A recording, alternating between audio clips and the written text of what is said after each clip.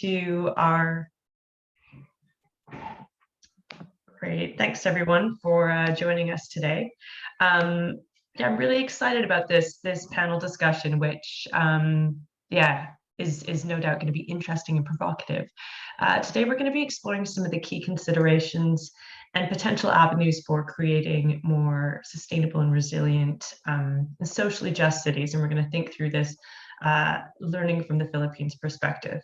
So to briefly introduce myself, my name is Jordana Ramallah. I'm a lecturer in development planning for diversity here at the DPU. And I've been doing research in the Philippines since 2014 when I started my PhD exploring the gendered politics of disaster risk management in urban informal settlements. And when I saw the theme for this year's DSA conference on just and sustainable futures in an urbanizing world, I was inspired to organize this panel with the intention of situating the Philippines as an important source of practical and theoretical knowledge and learning about contemporary urban development issues, particularly as they intersect with issues of climate change, disaster risk management, urbanization, housing, and poverty. And on the basis of this, I'm really delighted to welcome three fabulous humans and scholars whose research engages with issues of social justice, urban development, sustainability, and resilience, coming at these topics from different entry points. And I've asked them today to share some of their reflections with us on what they feel are the main challenges to advancing urban social justice in the Philippines. And then later we're going to take a look at some of the ethics and approaches that we can potentially use to help realize these aspirations in practice. So each panelist will be given 5 minutes to respond to these two questions, and this should leave us with sort of 5 to 10 minutes for Q&A and broader discussion towards the end. For the participants joining us, you are welcome to turn your camera on. I'd encourage you to do so if you can, and also feel free to use the kind of chat function to introduce yourselves and if you have any questions that come up during the presentations. All right. So our first speaker today is Kyra Alburo Cañete. She's a Filipino feminist anthropologist and development studies scholar who's currently doing a postdoc at the International Institute of Social Studies in Den Haag, the Netherlands. And her research is looking at resilience and sustainability from the perspectives of marginalized or labeled vulnerable groups, and also exploring feminist ethics of care in crisis response and governance. So Kyra, turning over to you, what do you feel from your kind of broader experience working in development and your research more generally? What do you feel are the main challenges of advancing urban social justice in the Philippines? Thank you, Jordana. I feel this is such a big question to answer, but of course what I offer will necessarily be limited and will perhaps be deepened and added on further with by my colleagues in the panel. So I mainly work in the field of disaster and humanitarian studies, and my interests particularly lie in examining disaster or crisis governance from a feminist perspective. So as Jordana mentioned, my recently completed PhD research at UNSW critically examined Build Back Better disaster reconstruction of Tacloban City, Philippines, following Typhoon Haiyan, or locally Yolanda, from the standpoint of displaced urban poor women. So the lens with which I view challenges to advancing urban social justice will, of course, be from the context of my work on disasters. We know that throughout Asia, rapid urbanization and urban transitions are also dramatically reshaping contours of risk and vulnerabilities to environmental disasters. And the Philippines in particular is considered as among the most quote-unquote disaster-prone countries, not just in Asia, but in the world. Among the major disasters in the Philippines that have captured global attention have occurred in urban centers. For instance, Metro Manila with Tropical Storm Ketsana or Ondoy, Cagayan de Oro and Iligan cities with Tropical Storm Washi or Sendong, and quite significantly, Tacloban City with Yolanda, to name only a few. Well, there is actually so much more that can be said about this. The point I want to stress is that disasters bring to light extant and emerging or new social justice claims, especially in urban settings. So particularly in the Philippines, issues of housing, food insecurity, precarity, access to livelihood and other productive urban spaces become even more amplified in times of disaster, also revealing new arenas of struggle. Calamities are often seen as social levelers in the sense that they supposedly don't discriminate whom they affect. But empirically, those who suffer most in terms of loss and other longer term impacts are those who often already marginalized and occupy spaces that are least serviced by the state. So within the last 15 years or so, we have seen a collective surge in employing the concepts of resilience and sustainability. And cities in particular figure prominently in discourses of resilience building, creating greener economies, advancing sustainable development. And these discourses, true enough, are pervasive in Philippine urban development. These are all fuzzy concepts, which tend to make us feel optimistic about our ability to apprehend our uncertain futures. However, if uncritically celebrated, such can also perpetuate and even exacerbate existing inequalities and injustices. So within this limited space, I highlight only three main challenges. First, from my research, problematizing technocentric and expert-driven knowledges and approaches in disaster risk reduction and disaster recovery. And these tend to depoliticize the notion of vulnerabilities as inherent properties of individuals, groups, or objects, rather than addressing the structural causes, such as lack of social protection and livelihood, high but unmet need for adequate urban housing, and so on. So from my research, vulnerability is often translated into a lack of capacity, a lack of education, resources, and other forms of so-called deficiencies that eventually make the vulnerable, who in my study were urban poor informal settlers, an easy target for correction and intervention, primarily through relocation to the city's northern peripheries. And that in itself produces forms of injustices that are elided by techno-managerial approaches. This leads me to my second point, whereby these technocentric approaches have also given rise to governance practices that employ both care and control. But this care is not a nurturing kind of care, but a paternalistic one, and is highly regulatory. In post-Yolanda Tacloban City, narratives of care become entrenched in a citizenship project that seek to mold resilient citizens according to the vision of the state. This often meant purging informal settlers, derisively labeled as squatters, of their supposed undesirable attributes, which itself is a form of violence. The narrative and performance of care, however, masks the harm and forms of violence that people encounter as they are displaced from their homes and livelihoods in the name of keeping them safe. So my current work interrogates what I call regimes of care and explore other ecologies of care that are grounded in feminist ethics. And lastly, any discussion of urban social justice, I think, should also ask in what ways is gender justice considered in these issues. So in the case of Tacloban, as elsewhere, women do play a big role in disaster recovery. And many would label this as emancipatory and empowering, and in some instances they can be, but my research has shown how this has often harnessed existing gender norms and tends to instrumentalize women's care-based practices in order to serve particular visions of recovery. So unequal gender relations remain unchallenged, resulting in disaster recovery, resilience, sustainability being built on the backs of women. So without attention to gender, I think resilience building and sustainability risks replicating and exacerbating gender injustices that make women work for development rather than having development work for women. And I think I'll end there for now. Thank you so much, Kyra. Lots of food for us to think about there, thinking through technocratic ideas and technomanagerial approaches as they affect different groups and kind of reproduce problematic politics connected with inequality and identity. So thank you very much for that. Our second panelist is Chester Antonio Arcila, who's a Philippine urbanist based at the University of the Philippines Manila campus. And his research explores homemaking practices, urban marginality, and rights to the city struggles that relate to issues of gentrification, the financialization of urban planning and real estate, and social housing issues more broadly.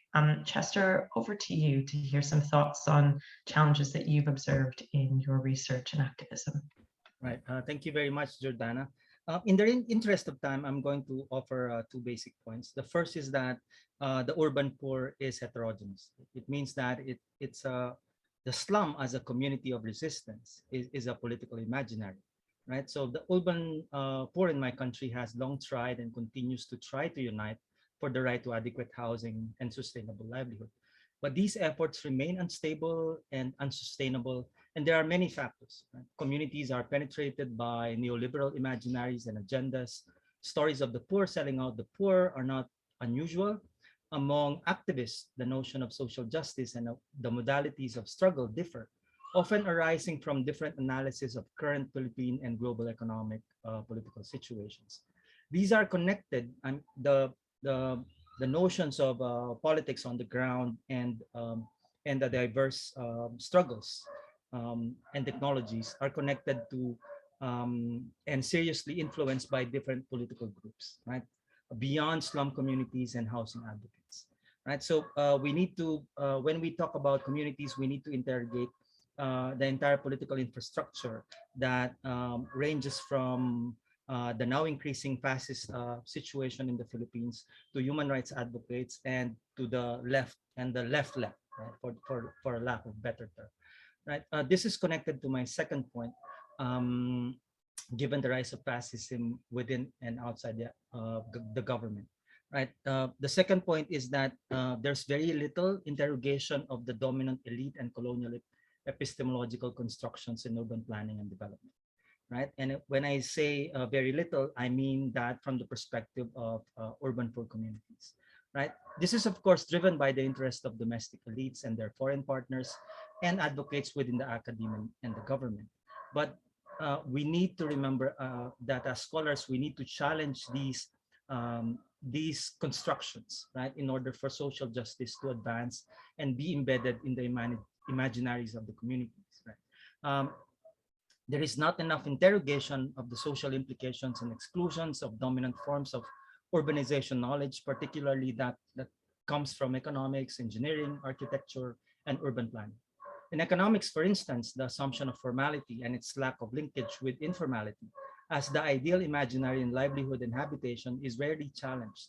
Its methodology and data, meaning surveys, are incapable of capturing the temporalities, the ins and outs of people coming in and out of informality, and its linkages to formality are not very well challenged. In urban planning circles, planners often assume, even when slums are recognized, that the slums are not the problem, and that they pass on that problem to social housing agencies within government, and that their task is simply to formalize an informal community and assume that that's development.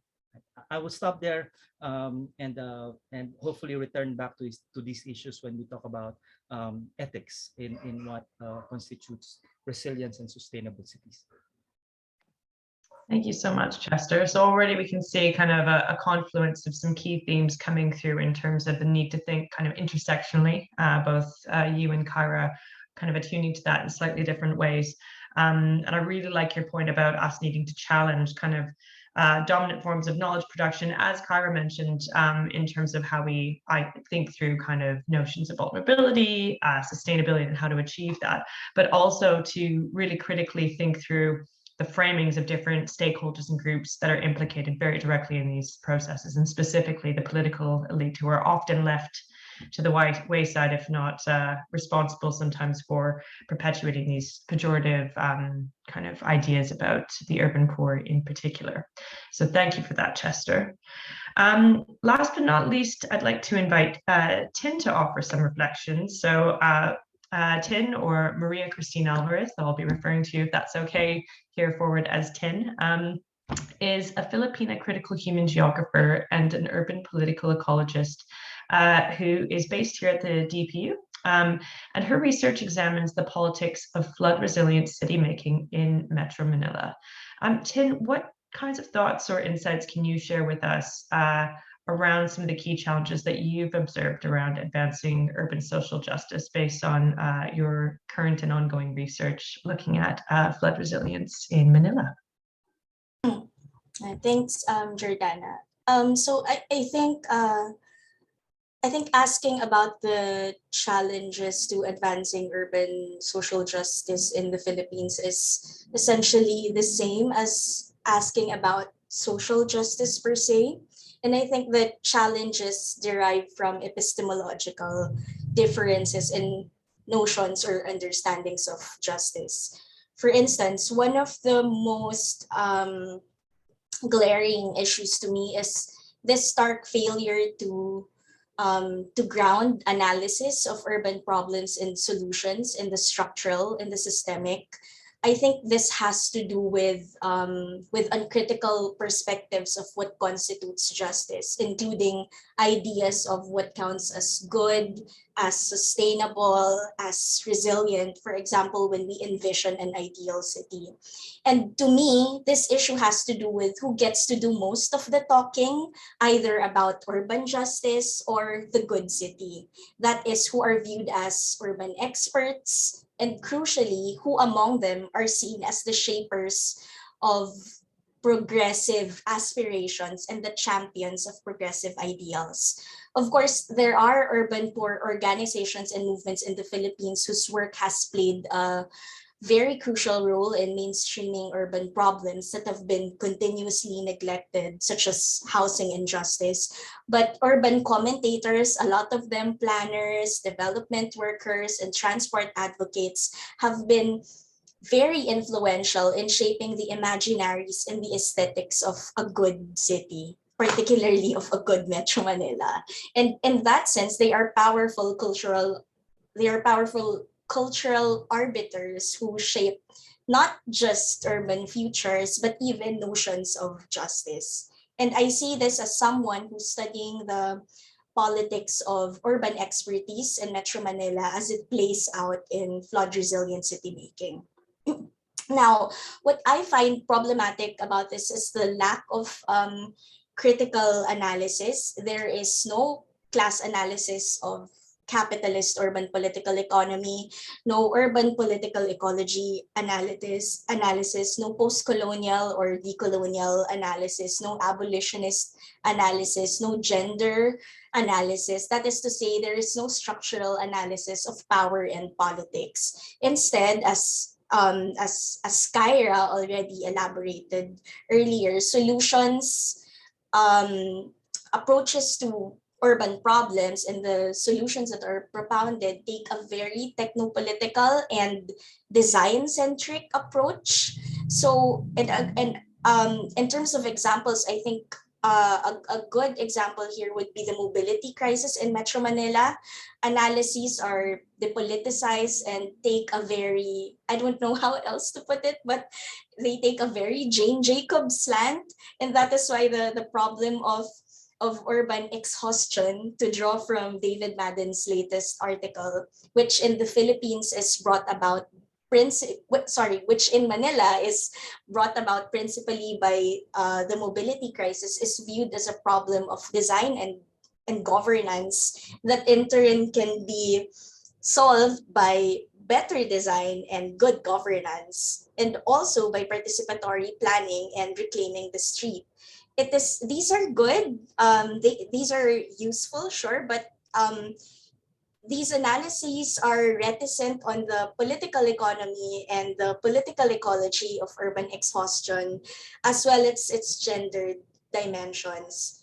These absences to me are so crucial because the things that are missing here perform very vital political work. They are politically and analytically necessary for making sense of urban experience, for framing the problem, as well as for generating solutions. So I think there's that very urgent need to invigorate urban analysis and to even politicize the political. And I'm going to stop there because the question asks only about challenges. Thank you so much, Tin. Yeah, lots again, just to reiterate sort of some of the key themes that have come through so far for those who've joined us more recently. So all three of our panelists have really identified the need to think through what Tin highlights as these epistemological differences in how we think about both justice, sustainability, and resilience. And I think a key question that comes up even in my own research is like justice for whom, like resilience for whom, and how are we framing those discussions? So you know, thinking through the key narratives, who defines those narratives, and what are the implications of these power relations in the approaches and solutions that get put forth, right? So I'm wondering right now if maybe we could open up to the participants in the room. If you would be happy to just introduce yourselves and maybe tell us a little bit about why you were interested in joining our panel today, and maybe some of the thoughts that have come up for you so far, and perhaps from your own experience of thinking through issues of urban resilience and sustainability. Ekoswehi, I don't know if I've pronounced your name appropriately, and please do correct me on the pronunciation if I haven't, but would you be happy to step in and just tell us a bit about yourself and your interest in this field?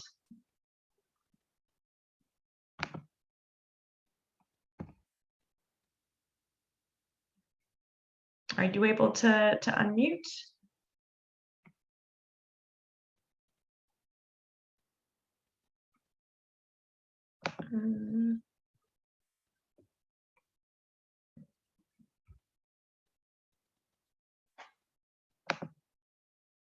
Okay.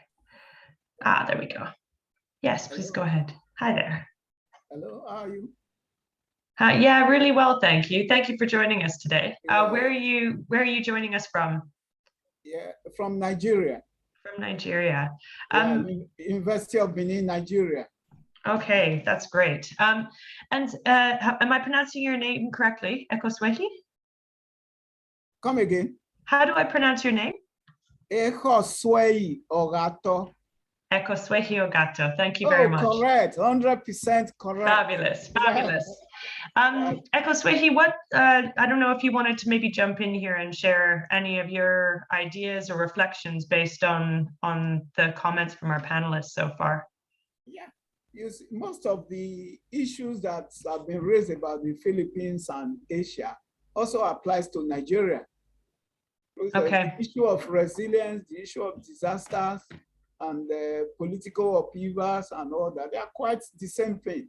So I find the comments very, very relevant to our socio-cultural setting here in Nigeria.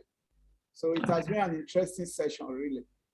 Yeah, and are you joining as do you work in this field or as an academic or practitioner or community worker? Yeah, I'm an academic. I'm the director of the Institute for Public Administration and Extension Services. Okay. So we work on most of these areas, the area of governance and the area of development, essentially. Okay. Okay. A research-based institute, really. Okay, no, that's really interesting. Thank you. It'll be interesting to hear. I'm going to open up to the next set of questions, but it would be really interesting to hear maybe some of the politics around key issues, like around the politics of who sets the agenda, what the kinds of narratives are that are coming through around resilience and sustainability in Nigeria, and any other provocations. But thank you for your introduction. All right. Thank you.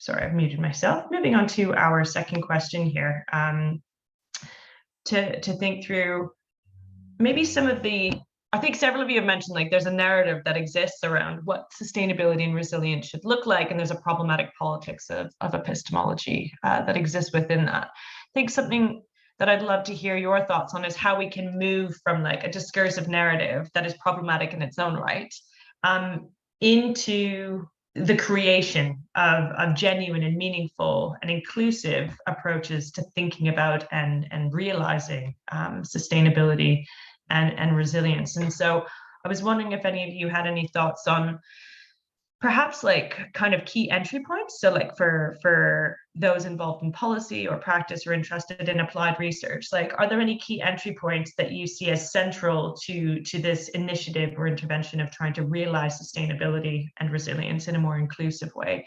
And any of the kind of key ethics or principles or even methods that you feel could really help us to kind of to realize this in practice. And I'm happy to open up to any of the panelists who have a thought on this. Any volunteers? I can go if people are. Thank you, Chester.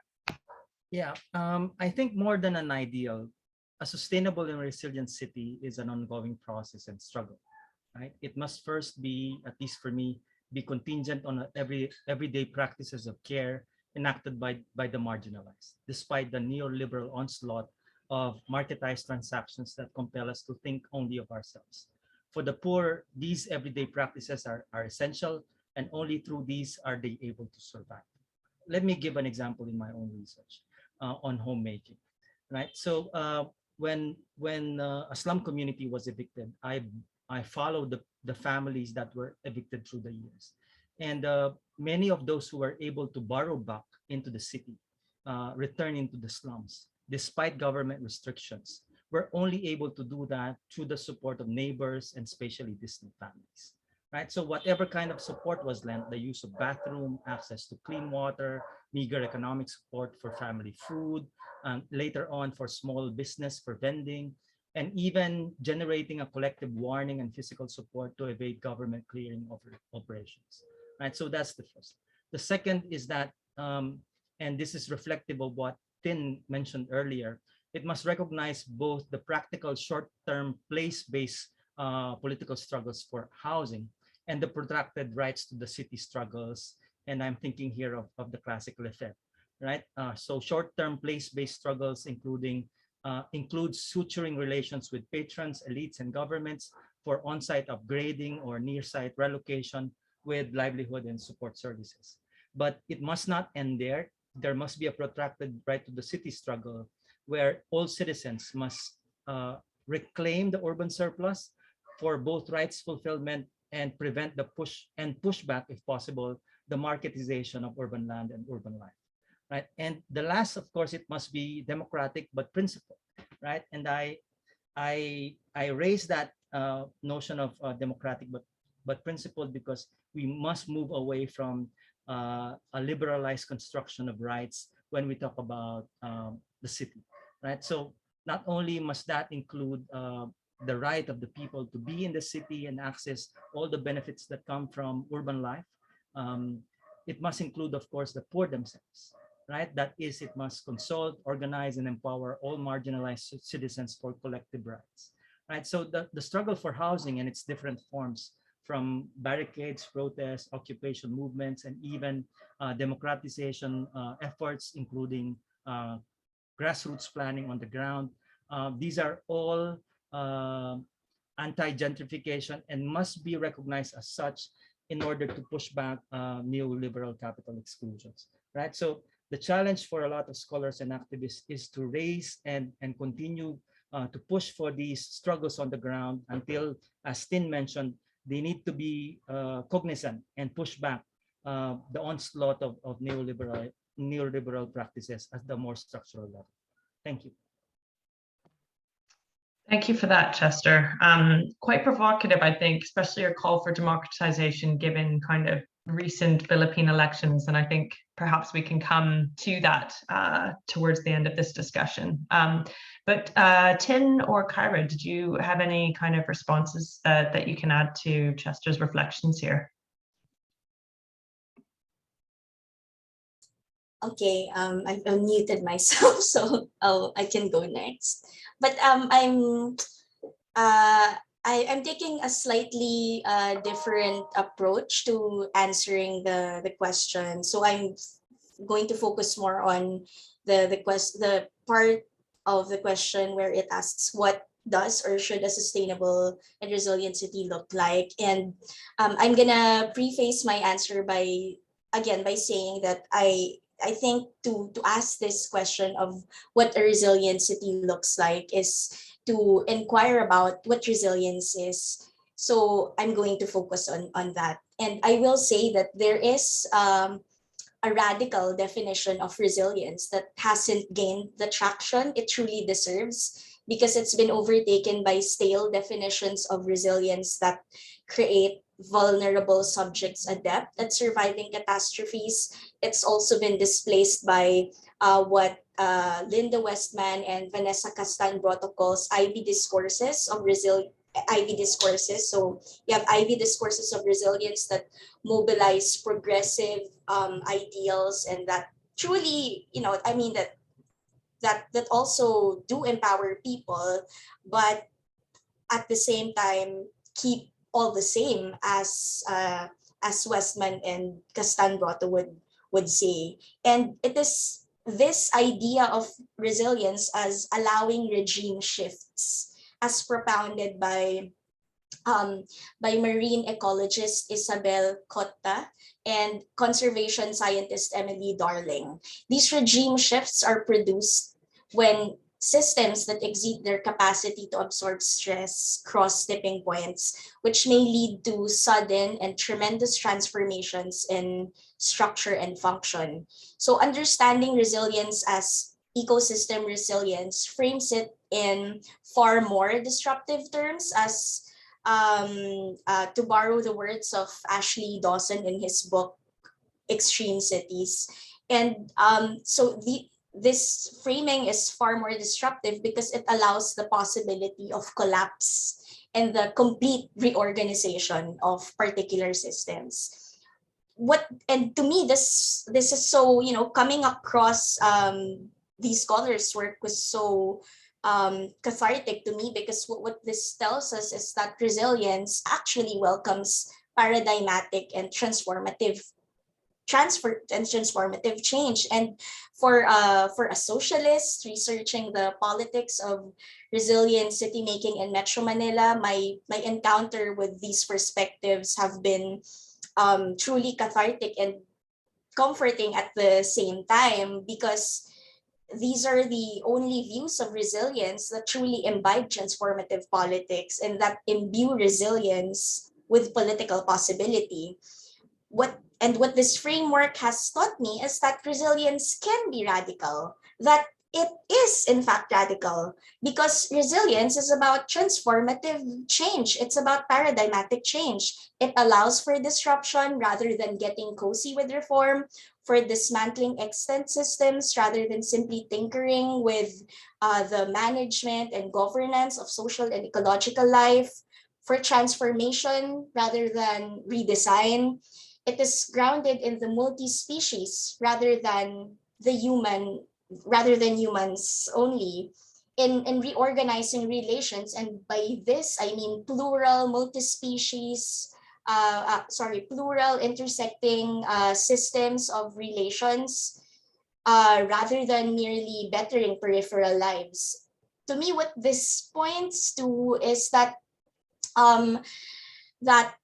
resilience is emancipatory rather than simply equitable. And as a critical scholar and as a socialist, I find that so life-giving. And it's very important to highlight the emancipatory potential of understanding resilience as welcoming and allowing regime shifts, because it reminds us that emancipation-centered transformation leads to human flourishing. It also gives us a framework for making sense of what is, what can be, and what should be, as well as how they come to be.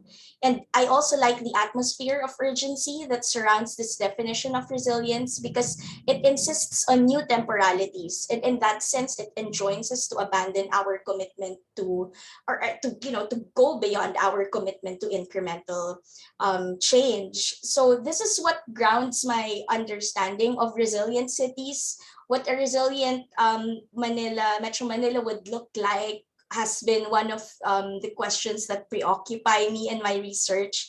Does it have a particular look? For sure, there's plenty to be said about the morphology of a city, the physical arrangement of a space, even the architecture of a place. These are important. Design is important, but at the bottom of this are relations, which means that our actions should envisage systemic transformation and strive for emancipatory relations. So yeah, and again, relations here, pertain to those like it goes beyond the human, and to me this is important because that's how we adjudicate justice and systemic transformation. Thank you so much, Tin. And I guess sort of on that and thinking through this idea of like a paradigm shift or like the new possibilities that can emerge in there. Kyra, I know you're working at the moment thinking through like politics of care and the role of care within that, which as feminists, we've long been arguing for a structural shift that is centered more meaningfully around non-exploitative recognition and valuing of care. I wonder if you have thoughts to comment that connect with that, or just more generally around what sustainable and resilient cities might look like. Yeah, thanks, Jordana. I mean, as Chester and Tin were talking, I have like so many things going on in my head, and I'm really thankful for this opportunity to also have this space to think and rethink, these different issues and these different dimensions of urban life and disaster risk reduction that often go unnoticed in mainstream discourses.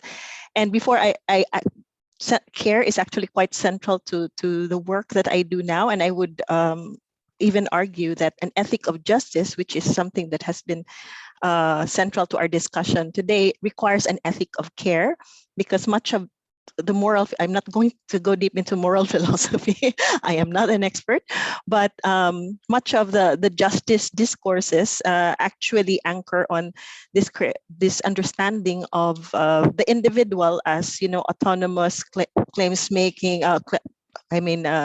rights-bearing individual, but it lacks that relational aspect which care brings into that discussion, and the necessity of understanding people as particular others rather than as a generalized other, which requires virtues of attentiveness, responsiveness to particularities of need.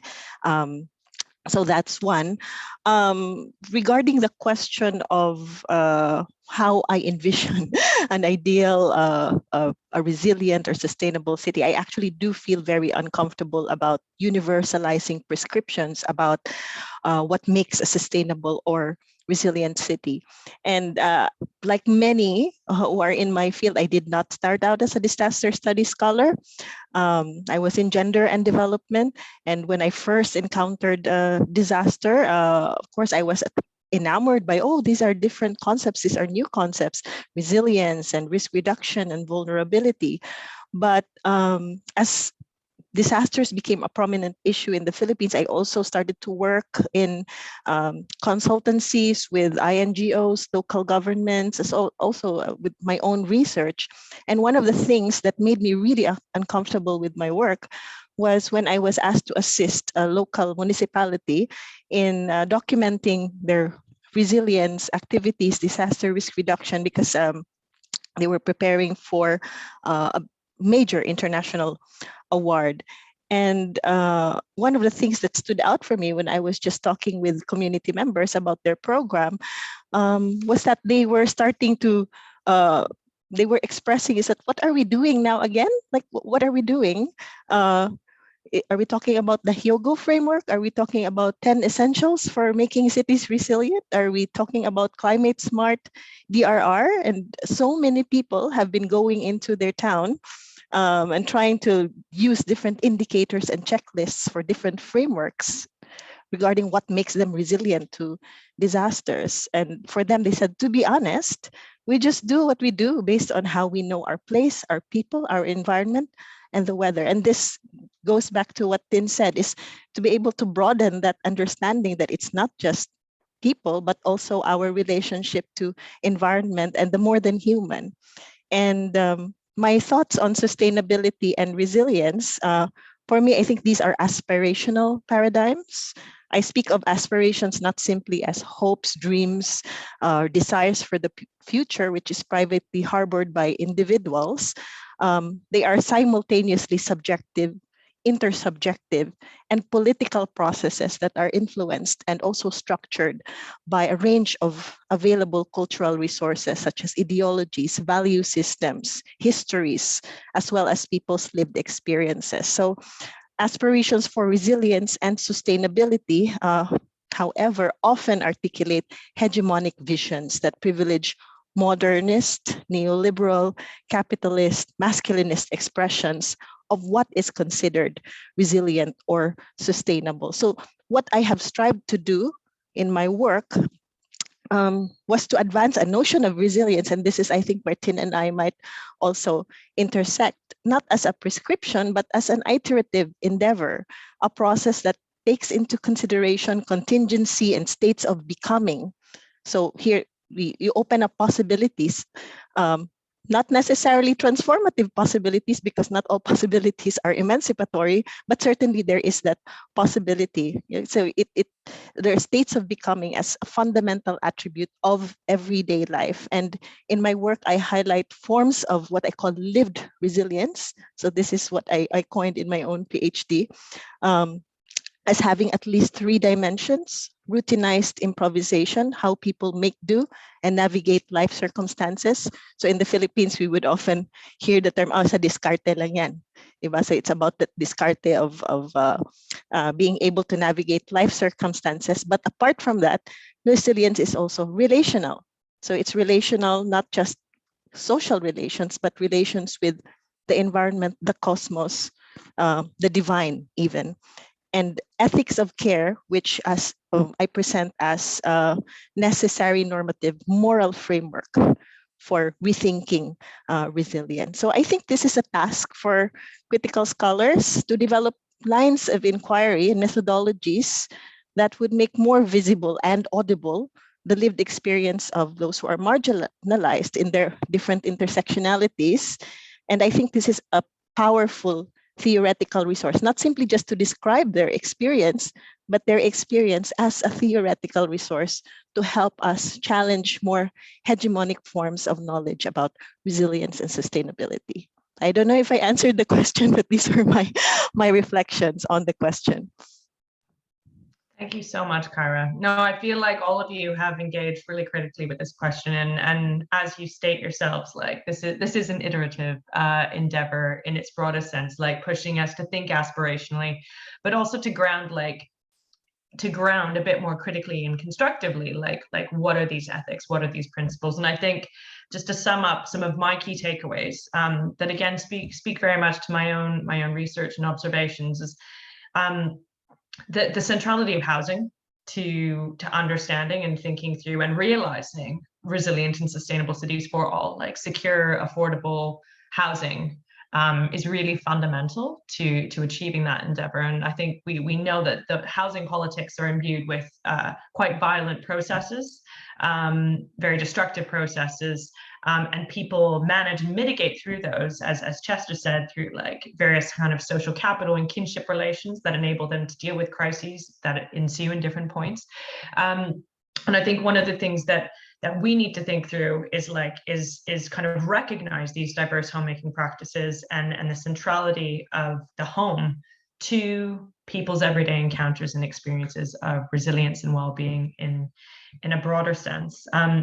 The other thing that I feel is a push for all of us is to think through how we can engage critically and meaningfully with the elite, with those stakeholders who tend to drive and guide a lot of these discourses in ways that don't always connect with my own politics, in ways that can be very violent, in ways that serve a seeming majority, even if not the majority in numbers. So these kind of narratives that stigmatize, in particular, urban poor communities in relation to ideas of a green, sustainable city. So I think there's a prompt there to think through that democratization that Chester had mentioned. What can our role as academics and practitioners kind of be in that regard? So those are some questions that I'm left with. Echo Swehi, I don't know if you had any questions or comments that you'd like to bring in at this stage before we close off the discussion. Yeah, thank you so much. I'm just wondering, the issue of resilience and diversity, there appears to be a correlation between the two. I really don't know if the Philippine setting is made up of diverse persons, diverse populations and all that. But in Nigeria, we have well over 350 linguistic groups.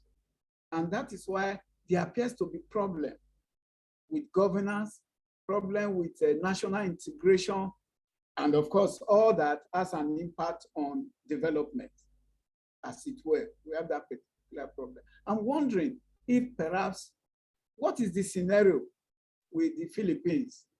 Do they share the same diverse nature, and what efforts are being made to manage diversity amongst its population? Thank you for that question. I think it certainly strikes a tone with Chester's point on the need to recognize, urban communities, informal settlers, all kind of groups as heterogeneous and encompassing different power relations and identities. Chester, did you want to come in on this? Do you have any insights or Ortin and Kyra, based on your experience, to shed some light on diversity in the Philippines as relevant to these discussions?